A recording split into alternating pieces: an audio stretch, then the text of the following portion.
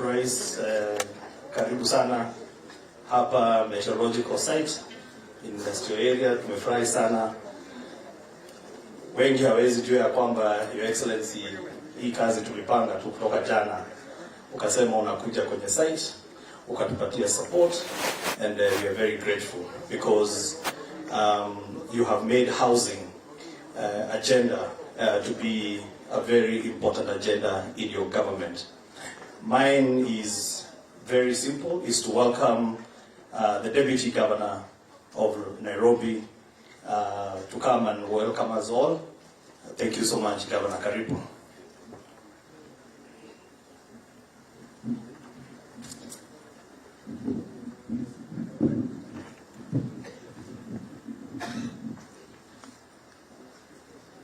Your Excellency, the President of the Republic of Kenya and Commander-in-Chief of the Kenya Defence Forces, Dr. William Ruto, Cabinet Secretaries here present, Members of Parliament, and all invited guests.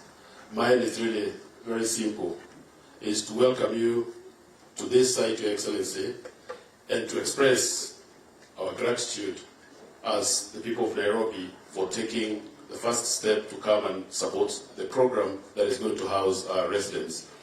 Your Excellency, you remember when we were campaigning, we said you want to create a city of order and dignity. When you have decent housing, you have dignity. And I'm very pleased that you were actually keen on knowing that the units being built here preserve and create that dignity. So without further much ado, I'd like to welcome all of you and assure you that, Your Excellency, we are behind your program, we will support the program, and we are happy that Nairobi is the first place you have come to visit and see these housing programs. Karibuni sana. Thank you very much, Deputy Governor.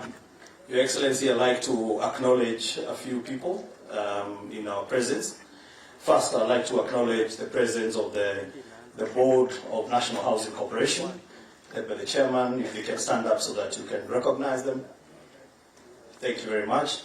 Excellency, we also have in our midst our investment partners, financial institutions, and we have a few CEOs of banks that are our partners. I don't know where they are, they can stand up. Or representatives of the various financial institutions, Excellency, they are working with us on this journey. Asanteni sana. I'd also like to acknowledge the presence of the staff of the State Department for Housing and Urban Development, led by our Secretary for Housing, Manabucha, and I'm sure there are others who are seated down. Thank you very much.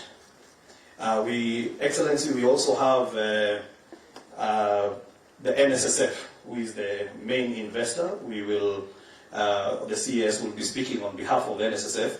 But with this opportunity, I'd like to ask the managing trustee and the staff of NSSF. I don't know where they are, where the contractors are. We have got Infinity there, we have got Pini, and we've got Vajani. Then we also have the contractors who are doing the housing. We have Vajani, and we have EPCO, and they're all local, Excellency. I'd also like to acknowledge the presence of my fellow PSS colleagues, PS Muragori and the rest of the PSs that we had invited, Your Excellency, PS Tum and the rest of the PSs and PS Enosh, they're here. If I don't acknowledge you, I'll take this opportunity. Yes, and of course, Your Excellency, we have got members of Parliament who are key partners on this journey, so I'd like to ask all the members of Parliament here present to stand up. Thank you very much for honoring the invitation, asanteni sana. And then, of course, members of the County Assembly. There are members of the County Assembly. Thank you very much, Your Excellency. You can see there are very many from Nairobi who have accompanied you this afternoon. I may not be able to acknowledge everybody, Your Excellency, but for all those who came here, we'd like to say thank you very much for taking time under very short notice. Thank you so much. I would like to take this opportunity, Your Excellency, now to invite our CS for Labor, CS Chilgui, to come and make his remarks.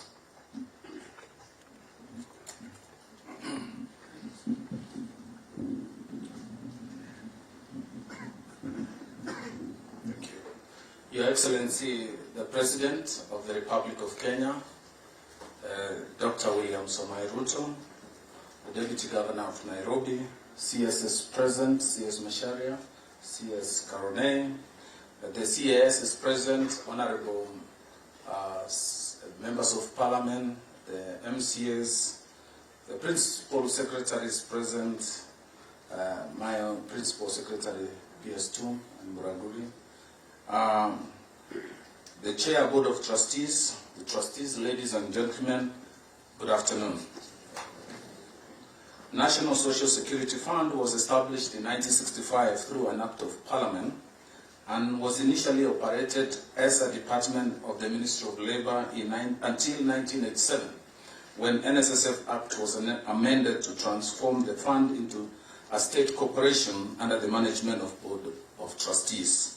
This fund was established as a mandatory social in case of permanent disability, basic assistance to the needy dependents in case of death, and monthly life pension upon retirement.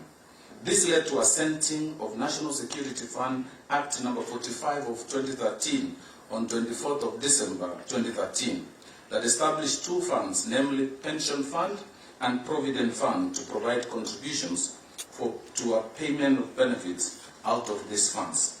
Unfortunately, Your Excellency, this act was rendered unconstitutional by our courts in the judgment given on Monday, 19th of September 2022.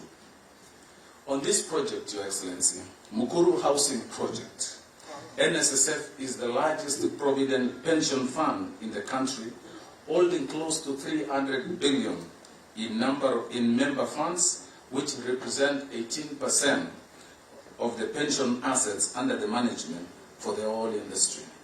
NSSF has a rich history of developing housing projects from high-end ones like the ones in Kitsuru, Mountain View, and middle-income development projects in Asina South B and Nyayo Embakasi, and affordable housing in Nyayo High-Rise. These are some of the largest and the most livable developments in the country. For the first time, Your Excellency, the fund is partnering with government to do developments in the scale necessary to address the nation's housing needs. This partnership is the first solid step towards achievement of your administration's commitment for the 250,000 housing units. The current contribution rates makes it difficult, Your Excellency, for the fund to invest in the right scale. It is therefore a national imperative for the new rates to be unlocked to allow the fund to play its rightful role, like similar funds in countries like Singapore. The RPA and NSSF Act allows members to take up to 40% of their savings for paying deposits towards home ownership plan. The current NSSF rates cannot afford a member even the legal fees. So for the fund to effectively execute this project, the government through the National Treasury will need to streamline the project execution framework for expeditious and low-risk implementation. So, in conclusion, Your Excellency, we are happy to participate in one of the flagship projects that you have personally initiated. And we know this will contribute towards social security in terms of housing and retirement of our working people. So, with those, NSSF is happy. We have planned for this investment, and we will journey with the government in partnership as we offtake any other project that may come. With those many remarks, Your Excellency, I thank you.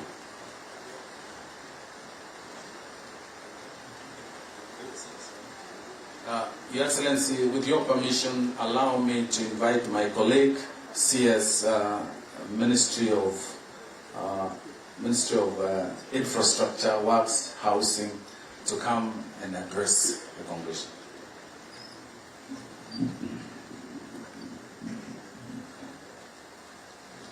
Your Excellency, President William Ruto, my fellow Cabinet Secretaries present, Excellency, Deputy Governor of Nairobi, my good friend James Joy Mushiri, members of Senate, and National Assembly present, ladies and gentlemen, Your Excellency, today indeed is a very special day because we are actualizing the objectives which we've had for a long time. And Excellency, on behalf of the housing sector, let me thank you for allowing time.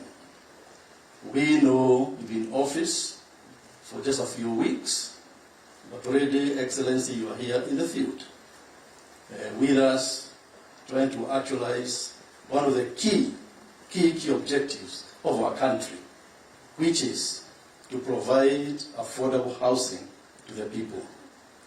Excellency, we have three key challenges when it comes to providing affordable house care and housing. One of them, Excellency, is land. The other, Excellency, is financing for the end users. And the third one is infrastructure. And sir, let me thank you very much indeed, because less land is a key issue and key challenge. Within only a few weeks in office, we have unlocked this issue, which has been actually challenging us for the last 2 years.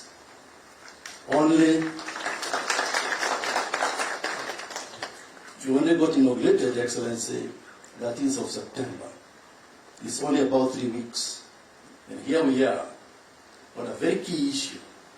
Today, NSSF, the investor on this site, can proceed because you have unlocked one of the key issues which have been facing us. That requires political leadership. And Excellency, if you look globally, countries which have succeeded in this particular segment of housing, they have had the benefit of having political leadership at highest level.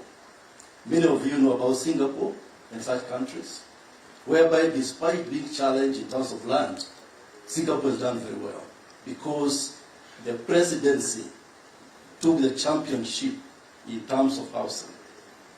Sir, the second challenge is financing. And because of your presence here this afternoon, I can see almost every bank is represented here.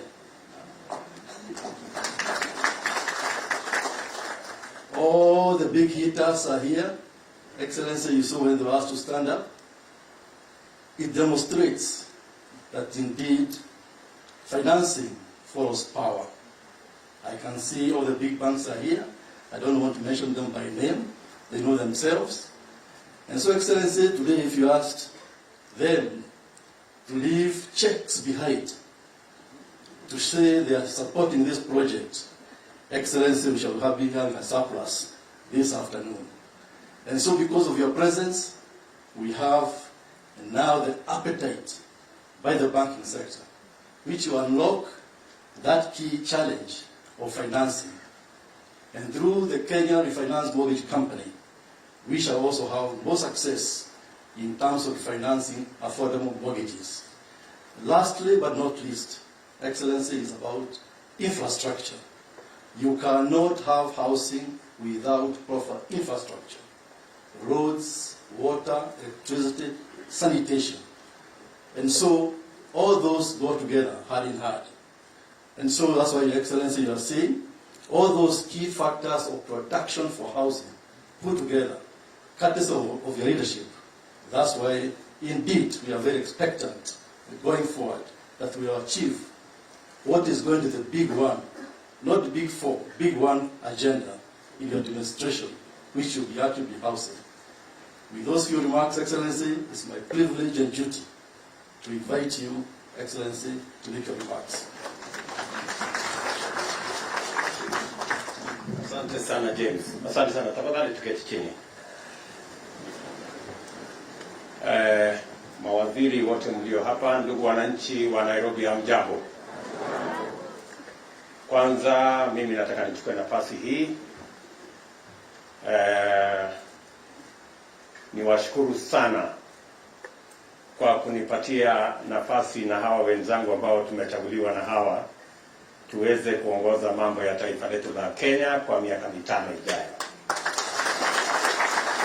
Nataka vile vile niwapongeze waheshimiwa wa kutoka mji wetu wa Nairobi, wakiwa wale wa county pamoja na bunge la kitaifa, kwa kuchukua muda wenu tuweze kushirikiana katika mpango huu wa muhimu wa mambo ya housing ambayo sana sana itafaidi miji yetu ya taifa lote la Kenya, likianza na mji wetu mkuu wa Nairobi. Nataka vile vile niwashukuru mawaziri wetu ambao wamekuwa wakifanya kazi hii. Vile mnajua, mpango hii ya housing ilikuwa ni mpango wetu pale 2017.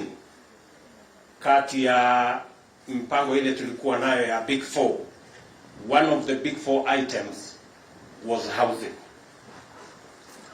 I know a lot has gone into preparing for that program, and unfortunately we didn't manage to have a clear rollout of matters housing the last 5 years. I want to commit that in the last campaign, housing was a very big part of the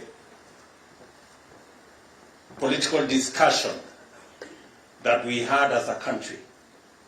And it was a discussion on both sides of the divide. And because it was a discussion on both sides of the divide, I am looking forward to all of us working together from both sides so that we can implement this plan for the benefit of the people of Kenya. As you are aware, this whole plan was premised on a couple of things that we needed to sort out. First is to make sure that there is land that is available. Number two is to make sure that we have technology that can build houses faster and in a cost-effective manner. And number three, to make sure there is financing, both for construction and for mortgage, so that this plan can become a reality. A couple of things have been done. I think we have identified a couple of pieces of land that we can implement this program. I am certain that land will not become an impediment on matters of delivery of our housing plan. We will work with the cities, we will work with the counties so that we can make land available for this plan, the housing agenda, so that we can provide better shelter for our people. Because I made a commitment to the people of Kenya that housing is going to be a big part of our plan, not just to provide houses, but to create opportunities for employment and for enterprises to grow, provide opportunities for the millions of people who will engage in this enterprise as plumbers, as electricians, as construction workers, as technicians, and a whole lot of people who will be participating in this exercise. We intend also to grow enterprises, the people who will make for us doors, the people who will make for us windows, hinges, and all the other construction products that will be required for us to complete these houses, including windows, window sills, and everything else that will come along. We are going to be partnering with our TVETs and our Juakali sector to produce those products so that we can grow those enterprises as well as we work on this housing plan. The ministry already knows that we have to standardize. And PS Charles Hinga explained to us clearly that if we do not standardize the size, the doors, the windows, the hinges, the window sills, we will continue to be doing designer houses. And we all know that designer products are very expensive. So we have to choose whether we want to do designer stuff or we want to standardize and be able to produce these products, whether they are windows, whether they are doors, window sills, and all the other products en masse, by making sure that in Kenya it should be known that a window is this size, a door is this size, hinges are this size, and that way we can provide for mass production of these products so that we can reduce the cost of these products. If they are produced en masse, we leverage on the economies of scale and be able to produce at a cheaper price and therefore reduce the cost of construction of our houses for the benefit of those who want to own these homes. Coming to this project is very important to us because it will help us sort out one estate called Mukuru here. Mukuru Kwanjenga here, this Mukuru place, and I was there, I think, a week before the elections. Mukuru here has 110,000 households on about 700 acres. And the story of Mukuru is a story that needs to be written because Mukuru is the only place you pay to go to the toilet. You pay 170% for water that others are paying in Karen and Lavington. You pay more for electricity than in any part of Nairobi. And yet, these are the people who are the bottom of the pyramid. So, this project, the first priority of this project is to get the people living in Mukuru to come and live here.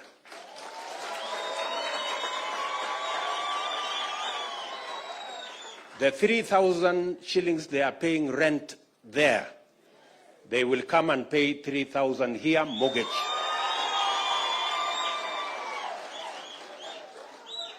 Najua wakati nilikuwa pale Mukuru, niliwaambia wakati huo ya kwamba ile rent mnalipa tutaibadilisha iwe mortgage.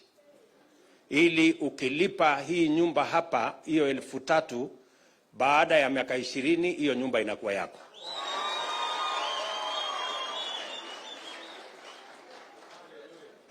They don't have to pay to go to the toilet. They don't go to the governor. We are going to work with all the other agencies so that these 3,000 acres, we can at least do between 400 and 500,000 housing units that will support the people of Nairobi as we do it elsewhere in Kenya. So, mimi nataka tukubaliane hivi. Tuko na mambo matatu ili tuweze kuwapatia mahali pa kuishi penye dignity, mahali penye heshima hawa watu wanaoishi katika informal settlements. Tuko na mambo matatu ya muhimu. Jambo la kwanza, tunahitaji ardhi. Na hiyo ardhi tutafanya kazi kama serikali na county kuhakikisha kwamba hiyo ardhi inapatikana. Na hiyo ardhi itapatikana na for locals housing, we will make the land available for free. Number 2, tunahitaji pesa ya construction, financing. We need financing. Pole.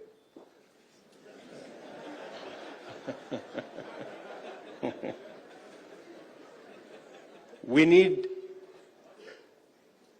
financing that can support us to get finances at affordable rates for us to be able to do these projects. The private sector already has come through. We have commitments from different developers who are ready to construct. It are looking like what is a 1-bedroom, 2-bedroom, and the rest of the infrastructure that are required.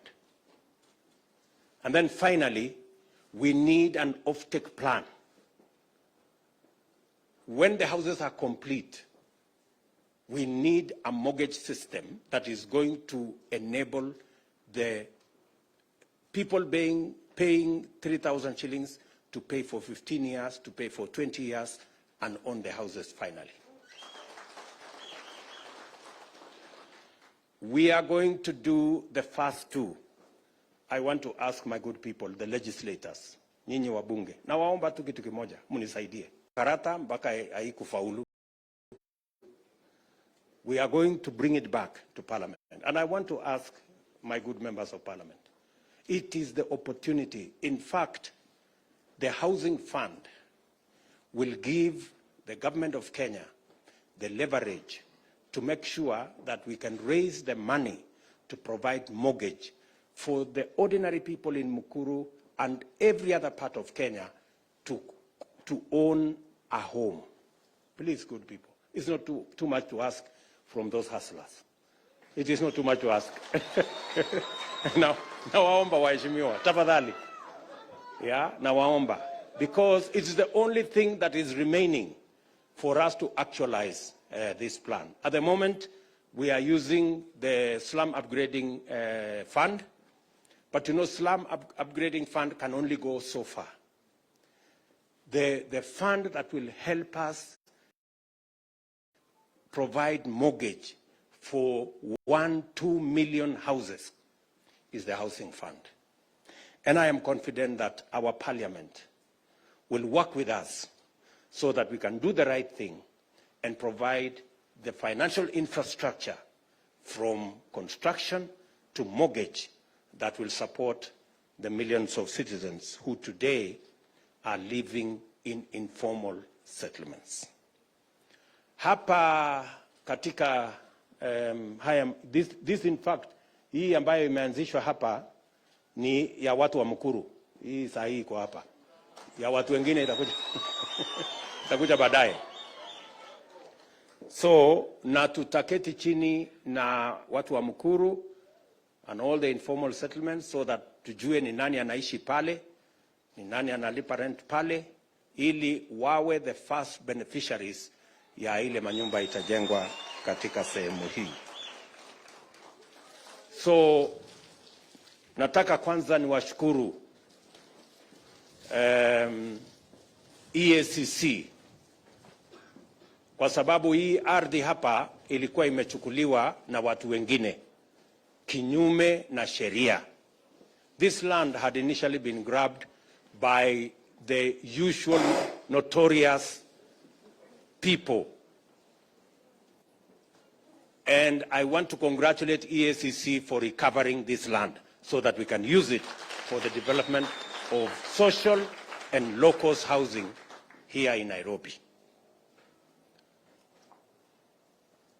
2 years ago, the government decided that we were going to do this project. But the project has not quite moved with the necessary speed because of challenges of titling. I want to congratulate the Ministry of Housing and the Ministry of Lands.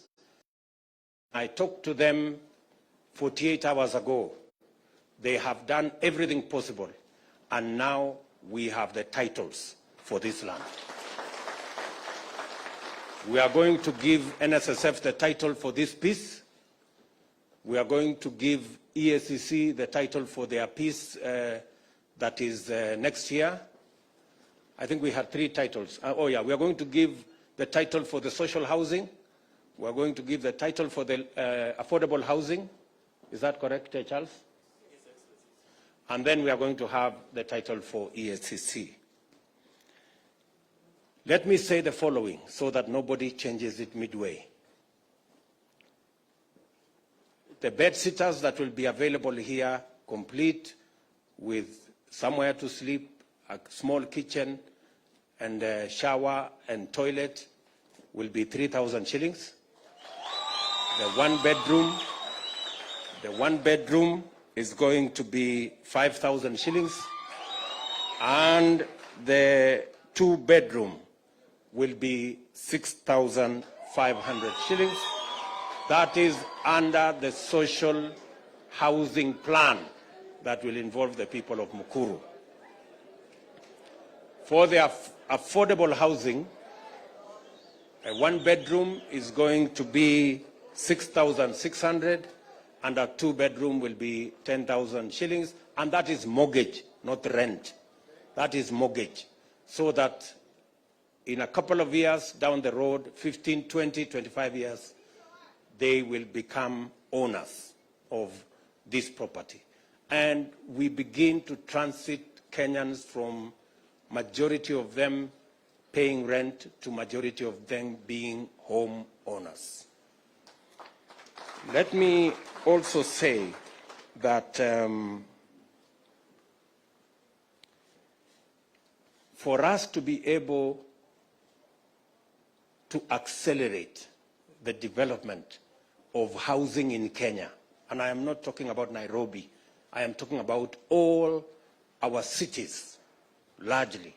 For us to be able to accelerate, apart from working with the counties, and I look forward that our governors will make it possible for us to have land in our major towns so that we can roll out the social and the affordable housing plans in all our cities and make 2-3 million Kenyans homeowners in the next couple of years. What we have done to make sure that that comes through is we have established the Kenya Mortgage Refinancing Company that will support the whole mortgage enterprise and backstop some of the challenges that will come with acquisition of mortgage.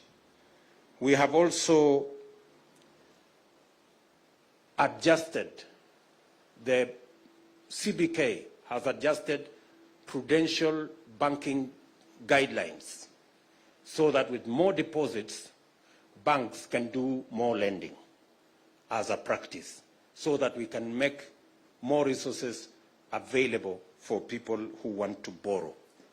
We have also worked with our pension schemes and made it possible that people saving in our pension schemes can have access to some of their savings so that they can put it up for home ownership. So the pension funds can now use for their pensioners some of the resources that have been saved by pensioners to be able to buy homes under our plan.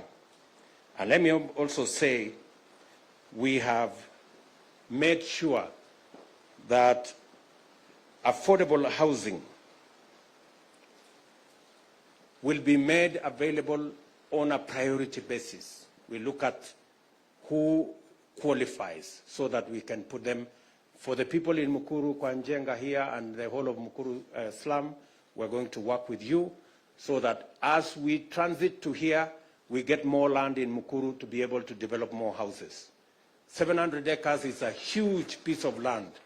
We can settle probably about 300,000 people, 3 times the people who today are living in Mukuru Kwanjenga, with proper facilities and everything else.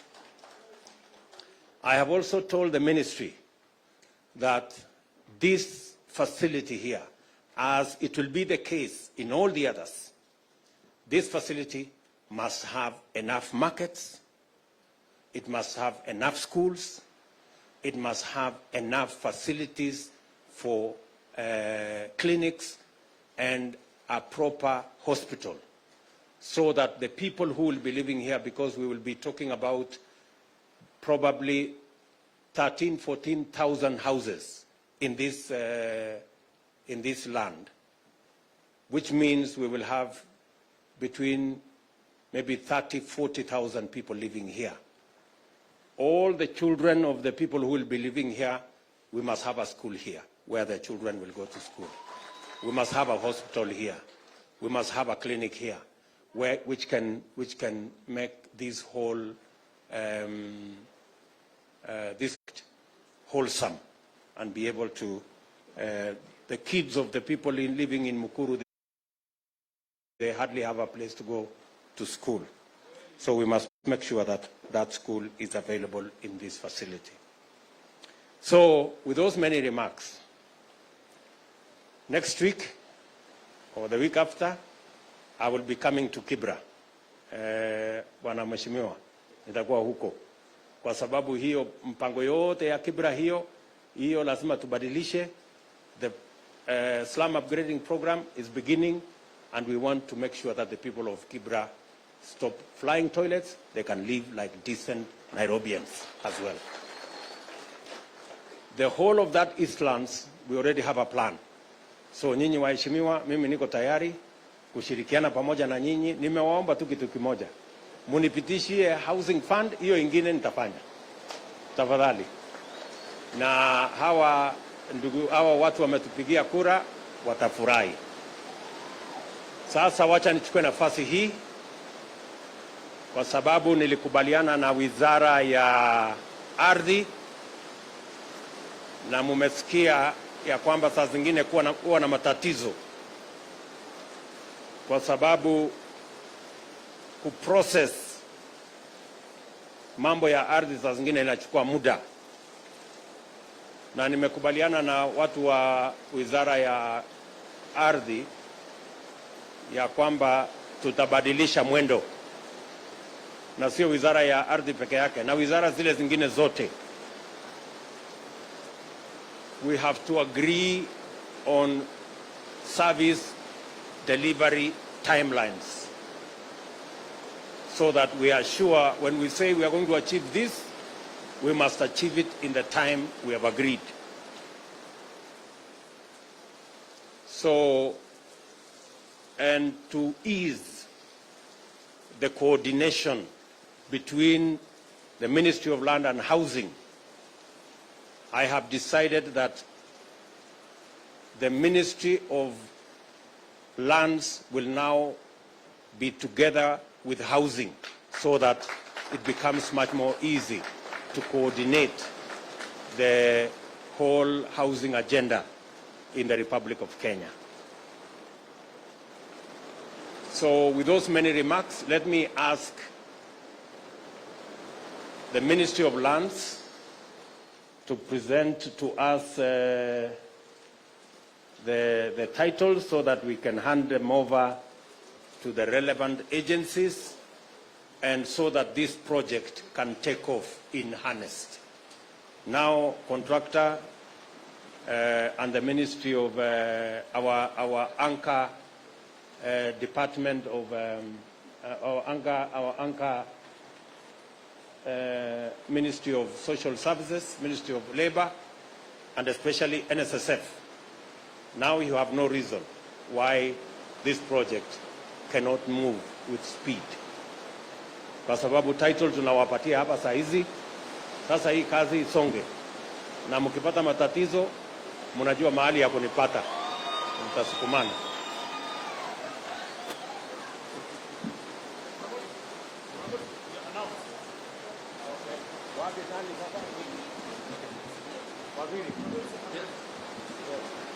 The first title is going to State Department of Housing.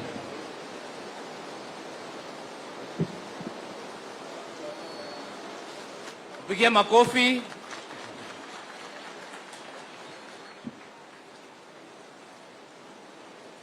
Ya pili pia inaenda State Department of Housing.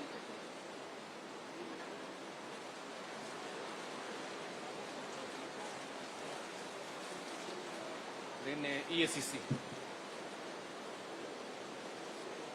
Haya, mpigie makofi. Yeah.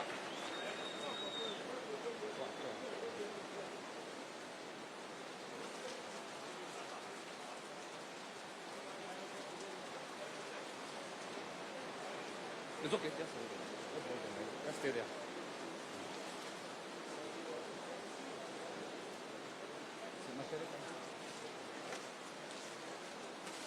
Na hiyo ni ya EACC. Maybe CS infrastructure can pick. Tuwapatia baadaye. Wapige makofi. That's a total of 60 acres.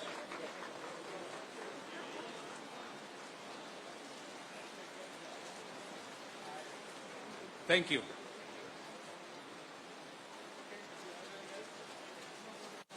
So the actual title.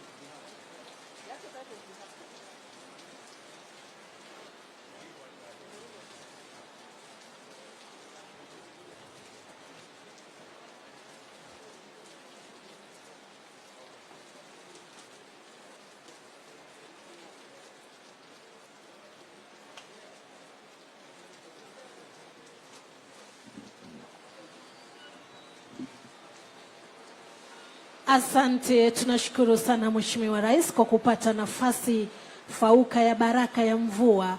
Lakini kwa sasa ninaomba kwa heshima tafadhali sote tuweze kusimama kwa minajili ya wimbo wa taifa. Tusimame na tutulie kwa